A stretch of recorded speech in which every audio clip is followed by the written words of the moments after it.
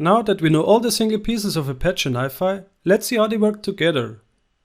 Thereby we will focus on the different functionalities of each of the three repositories, namely FlowFile repository, content repository, and provenance repository. We will analyze at the high level what is happening to a flow file while it's getting passed on along the data flow. The life of a flow file always begins at the producer processor creating the file with a few core attributes, but without any content. The producer processor then adds the content reference to the flow file, including any defined custom attributes. While all this currently processed information is stored in memory, the actual data resides on disk in the content repository.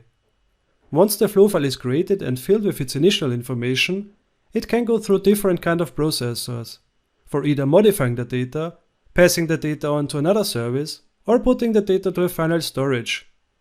The FlowFile repository becomes thereby active at each step, as it holds the information of all the currently processed flow files.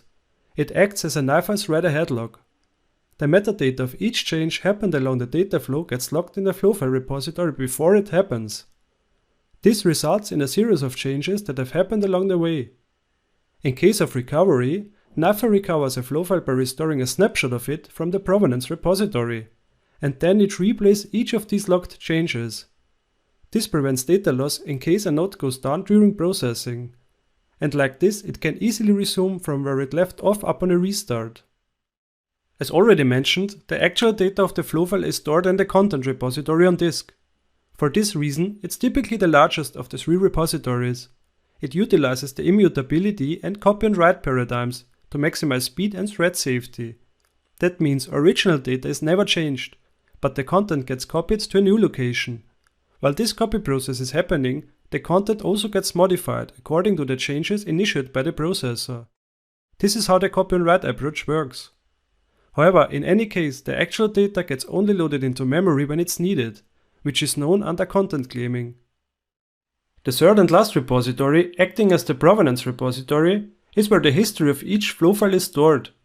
This history is used to provide data lineage of each flow file, which is also available as a graphical representation on the user side. Each time that an event occurs for a flow file, a new snapshot of the flow file gets created. Thereby it copies all the flow file's attributes and content references and aggregates that with the flow file state to a new location in the provenance repository. This snapshot will never change, except for the data being expired in the content repository. By viewing the data lineage graph, including the content, the actual data gets claimed from the content repository.